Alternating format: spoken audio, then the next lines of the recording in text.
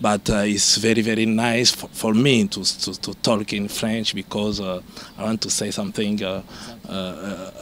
Okay, now when you want, I can talk. Your question. Ce que j'allais demander, je saute carrément. Vous êtes le président de la Ligue de jeunes hein, dans PPRD. Donc, concrètement, le jeune ne se retrouve pas. On dit, bon, voilà, et même si le président, nous, on ne se retrouve pas. Voilà.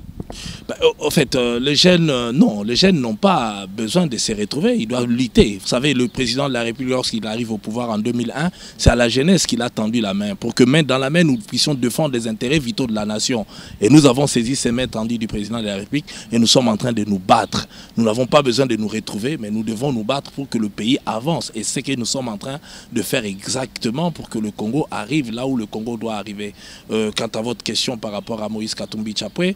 Non, je vais revenir. Hein, donc on dit vous avez changé d'adresse, vous avez quitté Kinshasa, vous n'êtes plus à Kin. Tout le temps, on vous trouve à Lubumbashi, vous vivez pratiquement à Lubumbashi.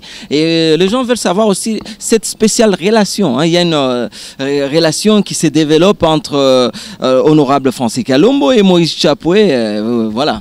En fait, certes, je suis Kinois, mais moi je suis né au Katanga et mes relations avec Moïse Katumbi Chapwe, c'est plus qu'une relation d'amis, c'est la famille. Donc je suis proche de Moïse et je pense que c'est un monsieur qui est très très formidable et j'ai dit écoute chapeau, bravo, d'ailleurs je profite pour le saluer et c'est le meilleur gouverneur, le meilleur gestionnaire que nous avons aujourd'hui en République démocratique du Congo. Donc vous voulez dire qu'il est le seul gestionnaire en ce moment, il travaille bien parce qu'il y a aussi d'autres gouverneurs comme André Kimbuta, Seba, il travaille. Vous savez, ça ne vient pas que de moi. Vous savez, lorsqu'en juin 2007 exactement, je crois si ma mémoire est bonne, Vital Kamerhe est venu, c'était le 30 juin, il a dit que ici, c'est l'université. Il faut que tous les hommes politiques viennent au Katanga pour apprendre la bonne gouvernance. Donc, ça ne vient pas que de moi. Lorsque j'ai dit, on peut penser que j'exagère. Lorsque je le disais avant, les gens ne me croyaient pas. Mais aujourd'hui, les gens croient. Les gens voient et nous pensons qu'il est le meilleur gouverneur. Je n'ai pas honte à le dire, ni sans embâche. Il est le meilleur gouverneur que nous avons connu en République démocratique du Congo. Puisque vous n'avez qu'à regarder les bilans. Aujourd'hui, 90% de la ville de Lubumbashi est asphaltée. Kamalondo, à la Kenya, là où il n'y a jamais eu de goudron, aujourd'hui c'est fait. Pour ceux qui sont à l'extérieur, qui pensent que les 5 chantiers, ce n'est qu'un slogan, non. Ils doivent venir, ils doivent palper, ils verront que le Congo est en train de se transformer, le Congo est en train de changer, et nous pensons que nous disons coup de chapeau à Moïse Katumbi, qui est un bon élève. On écoute, là c'est bien, il parle de Moïse Katumbi Chapwe, on a vu, on a été à Lubumbashi, on a tourné, on a vu, il travaille de son côté, est-ce qu'il est supporté? Parce que le grand problème qu'on a ici, c'est les Africains, quand quelqu'un travaille bien, on a tendance à l'étouffer, on a tendance à les critiquer, et surtout entre vous les politiciens, des fois il y a toujours des coups de tête. Mais vous savez, il n'y a pas que nous les politiciens. Le critiquer, oui, l'unanimité, Moïse Katumbi lui-même tremblerait. S'il pense qu'à 100%, les gens sont pour lui, il faut qu'il y ait des gens qui sont contre. Même au paradis, je l'ai toujours souligné, Dieu, Satan et les anges, hein, on dit non à Dieu, ils l'ont contesté, voilà pourquoi Satan est ici-bas. Donc je pense que les gens doivent être réalistes. Et moi, je suis conscient que ce n'est pas à 100%, mais la majorité des Congolais supportent, soutiennent Moïse Katumbi. Nous sommes vaccination en Europe, on dit, hein, vous êtes en train de vacciner les gens ici, carrément c'est pour aussi les tuer. Hein. C'est connu, on a lu ça sur le net. Qu'est-ce que vous allez dire de ça? Parce que tout le temps on tourne autour du pot, on parle du mal de vous et surtout vous connaissez aussi ces gens-là qui écrivent tous ces trucs-là.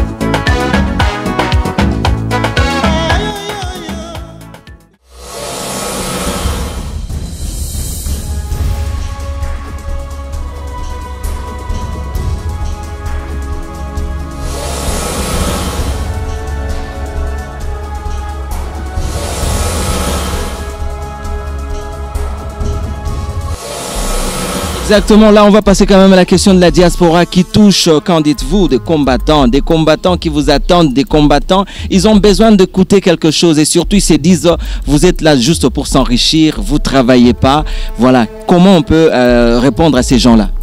Mais s'enrichir, je ne pense pas qu'on peut faire de la politique pour pouvoir s'enrichir pour les autres. Mais je pense que pour moi qui suis de la diaspora, qui sait ce que c'est que la souffrance de la population, je ne crois pas. Vous savez, moi je peux leur dire une chose, c'est que j'ai roulé en Mercedes avant de faire de la politique, j'ai voyagé en First avant de faire de la politique, j'ai sillonné le monde avant de faire de la politique.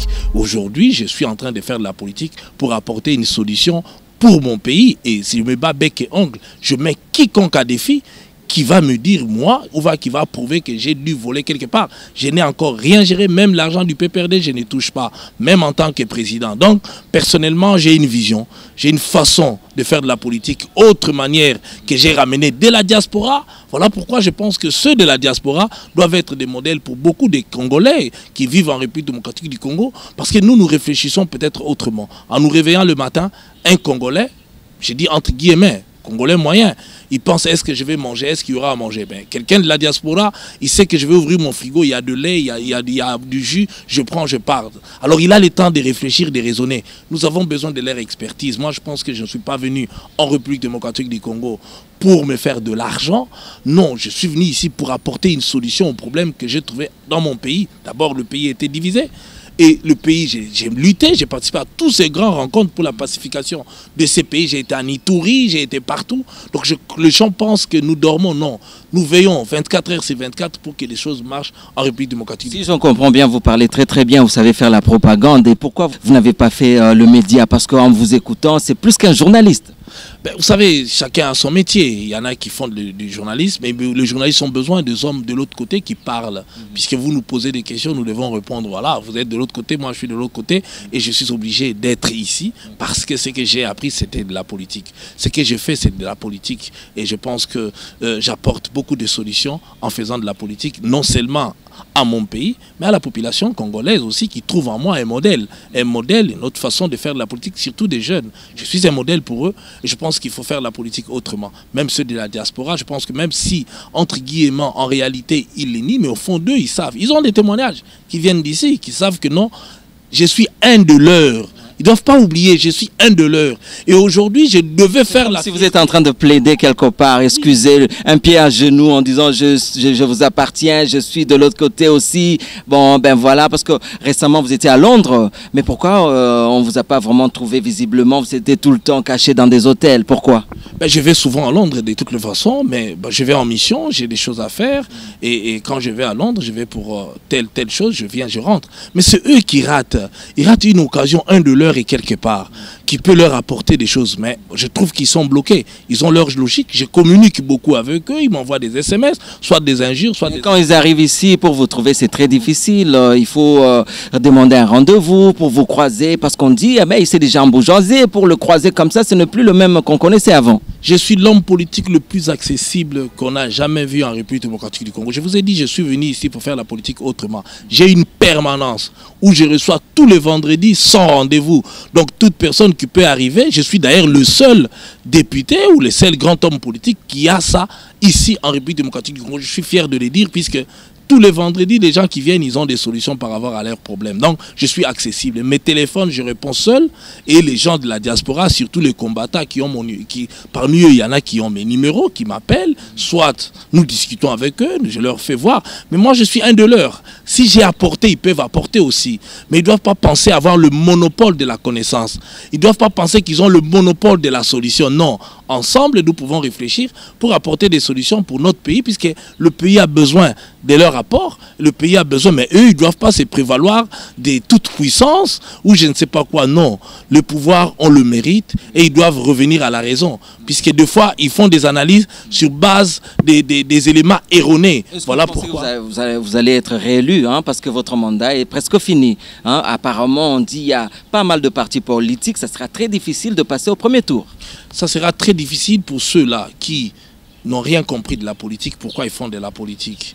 Mais moi, je pense que je suis plus proche de la population, je suis avec la population. D'ailleurs, je ne ferai pas des t-shirts, je n'ai même pas besoin. Je crois que la population m'a déjà choisi et je serai réélu, il n'y a aucun problème quant à ça. Mais nous disons aux Congolais de la diaspora que nous avons besoin d'eux. Il faut qu'ils reviennent au Congo, qu'ils viennent travailler. Et même s'ils veulent avoir le pouvoir, ce n'est pas en restant à l'extérieur en criant non. Venez, travaillons ensemble. Il y a de la place pour tout le monde. Vous êtes quelque part, je sens que vous êtes provocateur, hein, en disant revenez au pays. Quand ils vont arriver ici, on va le fouetter.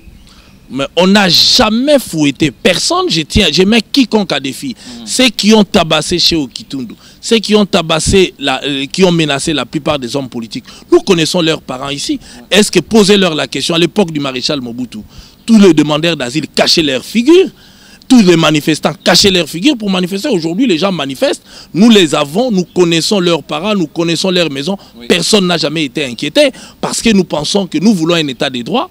Nous subissons ce que nous subissons, mais nous pensons que de l'autre côté, nous devons leur montrer que ce qu'ils font, ce n'est pas ça la vraie raison, ce n'est pas ça la vraie politique.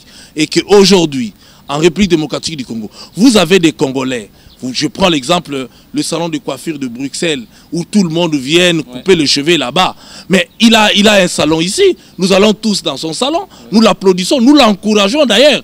Mais si nous disons que, parce qu'eux ils disent que tous ceux qui s'approchent de nous doivent être sanctionnés, nous pouvons faire la même chose. On ne le fait pas. Au contraire, nous l'encourageons, nous le protégeons.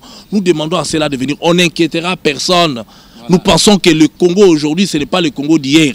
Puisque le Congo d'hier, les parents allaient être inquiétés, les membres de la famille, non, on ne fera rien. Là, il y a même un bruit, bruit qui court, voilà, on a appelé parce qu'on a empêché les concerts de Wera, des Fali, et qu'on a appelé à la vengeance ici, non.